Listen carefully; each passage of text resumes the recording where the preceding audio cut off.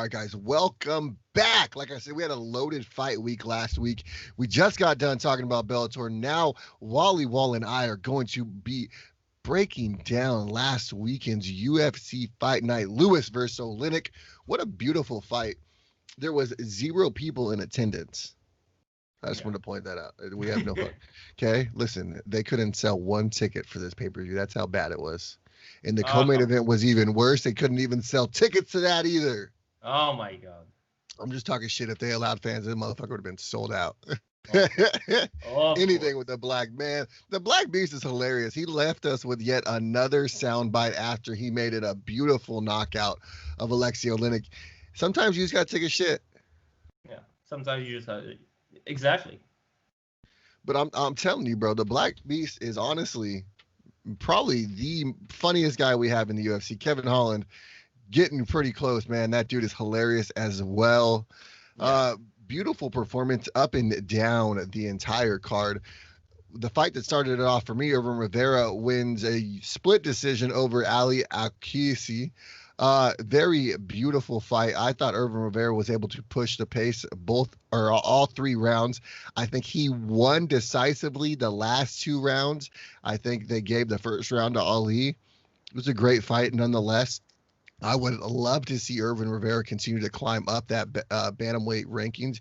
If you remember, in his very first fight against Gigi, it was a featherweight matchup. So this was in his natural weight class at bantamweight, which we've seen him compete at Titan FC for. He's really, really a strong bantamweight, and I could see a very, very bright future for him. Unfortunately, there's guys in this bantamweight division like Sugar Sean O'Malley who are very long, and that's going to be a big problem for him later on. There's some straight killers in this division, but I feel like it was a good performance, but it still was a close fight. I think that he still has a lot of things to prove in this division to really prove that he really belongs with the top guys. Like, there's still a lot of work. For sure. There's still some meat on that bone, but he's in the right direction in the bantamweight division. Yeah. This next fight, man, Yuslav Zala, man, that kid is so good. He went out there and just completely put on a one-sided performance against Peter Barrett, 54-23 when it went to strikes. 3 takedowns, 3 submissions, 3 passes. Yusuf Zala just looked amazing, man. The kid is, in my opinion, one of the bright future stars of the featherweight division. Yeah, and it's good, to have one of our own North African to represent us. Yusuf really looks good. He's been performing very well in the UFC. I feel like, and this decision, this win, really makes sense. It was for me a unanimous decision. No doubt, no question marks. He dominated every aspect of the fight. Yeah, no, 100%. He looked great. Another beautiful performance that I think these two should match up next. Gavin Tucker looked great in the featherweight division. He beat Justin Janus. Justin dropped Gavin in the very first round with a clean uppercut. It seemed like Gavin was ducking his head a whole lot, so he was able to make that transition as well to stop doing that after he got hit with that uppercut. But usually when guys get hit with big shots like that, they start to fade. It seemed like it was the complete opposite. Gavin Tucker got dropped on his butt by a clean uppercut by Justin Janus, and he got better. Like, he was like he was like firing on all cylinders after that. It seemed like that really woke him up. The takedowns were huge. Once he was able to secure the takedown after the knockdown, it really made him realize in his head that he does have the grappling advantage over Justin, and he was able to show it, man. I think Justin cut a little too much weight. I think he's not used to that weight cut. I think if he gets his body a little more used to 45, he might have, a lot more, talent, or not talent, but a lot more preparedness for it next time. I think he's definitely a 55er. I think at 55, that shot puts Gavin Tucker away. And what a beautiful submission. He got him the performance of the night. So, yeah. Yeah, the rear naked choke submission was beautiful. He got it underneath the chin. He had to fight Justin a couple times. He switched his hands. He was able, I believe, on the 3rd pass to get it his right arm under. He was able to finish that rear naked choke. Beautiful performance, like you said, 1 minute and 43 seconds into the 3rd. One of the very first performance of the nights. Yeah. Their next fight, our good friend Wellington Turman, unfortunately, was on the losing end of a beautiful knockout by Andrew Sanchez.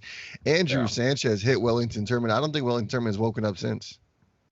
I don't know, but yeah, it was a nasty knockout, I would say. So yeah, they didn't look good to watch, It personally. wasn't the nastiest knockout of the night. Unfortunately, the Yeah, nastiest knockout of the night did yeah, not win fucking performance of the bonus, but we'll talk about that in a little bit. Andrew Sanchez, though, really looked good. His boxing looked crisp. yeah, One thing that Wellington wasn't able to do was get combinations off, and that was one thing that Sanchez was doing in bunches. You know, he had 2-3 strike combinations where Wellington was throwing one punch and then throwing one punch and then he was connecting, yes, but it was not accumulating the damage that Sanchez was accumulating on him, just yeah. based on the mass amount of striking that was happening in the instant. Yeah, I agree with you. Great performance. Wellington, what do you think is next for him? Do you think that he needs to take time a little bit, or do you think that he needs to bounce back immediately? I would say take a little time. I think he could fight somebody like a Maki Patola next, Yeah, maybe even Buckley. I agree with you. I think that, yeah, I think that after a knockout or something like that, you should take a little bit of time, because after one round like that, take your time, train, gain back that confidence to go to the Yes. cage. That's what I think. Yeah. And I definitely don't think he needs to be in there with a killer next. He's a young kid. Yeah. I believe, honestly, the best thing for him would to be get somebody, a little lower in the rankings and just get a victory. He's Yeah. lost 2 in the UFC, one by a split decision to Carl Robinson. He was able to beat Marcus Perez in a unanimous decision in his last fight. Then he loses this fight by knockout. Obviously, Andrew Sanchez is a huge step up in competition, but that's what you're going to expect once you get into the UFC. Yeah, I agree with you. Nasrat Hakparas is back in the winner's column, man. He lost a stunning upset to Drew Dauber, and Drew Dauber's been on a tear ever since. Nasrat looked amazing, though. He one-sided victory over Munoz. When it came to strikes landed, 104 for Nasrat, only 37 for Alexander. Very, very good performance. What do you think is next for Nasrat? After such a dominant performance, I really think that they will try to give him a tough competition for his next fight, because like striking wise, he was perfect. Even the takedown defense wasn't bad, so we saw everything from him in this fight. But I'm not sure, like, I can't really give you a name right now for what's next for him, because you can't never know what's, like, sometimes but in this case I'm not sure what's next for him. But definitely a tough fight. I think they will not give him like someone who's on losing streak or something like that. But like I just said about, Wellington coming back and getting an opponent who's maybe not quite on the level as your last opponent. Obviously, Alexander Munoz is not on the level of Drew Dauber. And getting an opponent like that to be able to just get your confidence back is a huge thing for fighters, especially young fighters. Yeah. And it really just boosts his momentum going into that next fight. Yeah, it boosts your momentum, gives you time to learn more skills, so yeah. Now, I agree. one of the most flawless performances of the night, Kevin Holland looked amazing, man. He literally put it on Buckley for 3 rounds. Buckley hit him with some big shots too. I'm not going to say that he didn't. Buckley hit him with some solid shots in the first round. But it definitely, you could tell like the fight was wearing on Buckley throughout the second and third round. And eventually in the third round, Buckley, proclaimed to that huge right hand of Kevin Holland, put him out. Yeah, put him out. It was a nasty strike. I agree with you. I feel like Kevin Holland, what he should do is do more interviews, go more on podcasts and stuff like that, because he's a great speaker, and I feel like he can really build. Yeah, he can really build something for him. That's what I really think. No, He needs to work on that image. There's a fan base there for him, and There is, yeah. He's cocky but confident, and he's able to, do things, not like just physical things, but he's able to he's got a what is it? He's got a, I wouldn't say a character, but he's Yeah. definitely got a characteristic about himself that is definitely charming. He has charisma and he's a great performer. Listen, there's no boring fights. I agree with you. Charisma. And he have no boring fights. We said it before. Never a boring fight. I really feel like when you see how the Black Beast, on Instagram, he became a huge fucking star. He can, I'm not saying copy that, but be inspired by that. Just speak. People will enjoy listening to him. I really feel that. Yeah, he's a funny dude, and I definitely think you're absolutely correct. The more and more he gets himself out there in that public light, the more and more Yeah, people are just going to become fans. I agree. Yes. Tim Means, man, wins a beautiful unanimous decision victory in the prelims main card. He beat Leonardo Strapoli. Huge. 2 takedowns, I think, was the most significant thing in my eyes that really got Yeah. Tim that victory. Once he was able to take down Leonardo, it was hard for him to get back up. Yeah, it was a clear decision win, like you said, and yeah, that's it. I think he proved the point. He proved that he was the better fighter in this fight, and yeah. Now this one, let's talk about Beneil Dariush for a second. Yeah. Had he not missed weight, it would have been a clear cut performance of the night bonus. Clear cut. It was a No doubt. now it says the finish was a spinning back fist. He hit him with the elbow. It was a spinning back elbow. Boom! It was clean right on the side of the dome of Scott Holtzman after he was already hurt.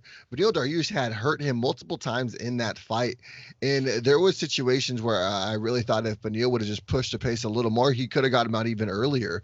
Beneil Dariush, since losing to Alexander Hernandez, has really he bounced turned. back. Yeah, he's really got that Jorge Masvidal in him where he's like, "Fuck it, I'm just gonna go out there and end people." I'm happy for Beneil represents his country of Iran very good because Iran, when you talk about wrestling, not just the Iron Sheik, but it's a big country when it comes to pure wrestling, Greco-Roman wrestling. And to have a guy like Beneil who's representing them in the higher stage, I'm very happy. Even though in this fight it wasn't the grappling that was there, because when you win by that spinning elbow or fist, I'm not sure what to call it, but yeah, I'm very happy. And I think that he's one of the fighters that is really liked. There's nobody really hates him or some shit like that. People enjoy watching him fight. Here's the last. Since losing Alexander Hernandez, the victims of Beneil Dariush have been Thiago Maes, Drew Dauber, Frank Camacho, Jakaro Close, and Scott Holtzman.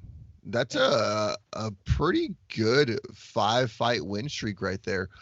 Honestly, if that 155-pound division wasn't so stacked, Beneil Dariush in any other division would probably be calling for a title shot with a win or two. Yeah. Unfortunately, he's in the 155-pound division. Unfortunately, exactly. Michael Chandler might be coming over, so he's just getting knocked down and down further on the list. Exactly. But listen, no doubt. Exactly. I would love to see him versus Oliveira. There is so many matchups in this division that you can make, so many of them. So yeah, there's definitely a match for him. One that I think really stands out to me has he ever fought Cowboy? I'm not sure. Now that I look back, I don't think he's ever fought Cowboy. I think that would be an amazing fight. That would be a fun fight to watch. Yeah. Definitely, because the way he brings it, especially the new Beneil with, after losing Alexander Hernandez, is turned a switch. We all love this kind of story when a fighter is down and then he really works on himself and bounce back and look dangerous and terrific. King's MMA, man, has got some killers, men and women over there. Yeah. Now, Yana Kunitskaya got a big victory in the women's bantamweight division over Julia Stoliarenko. She beat Stoliarenko with an amazing stat line.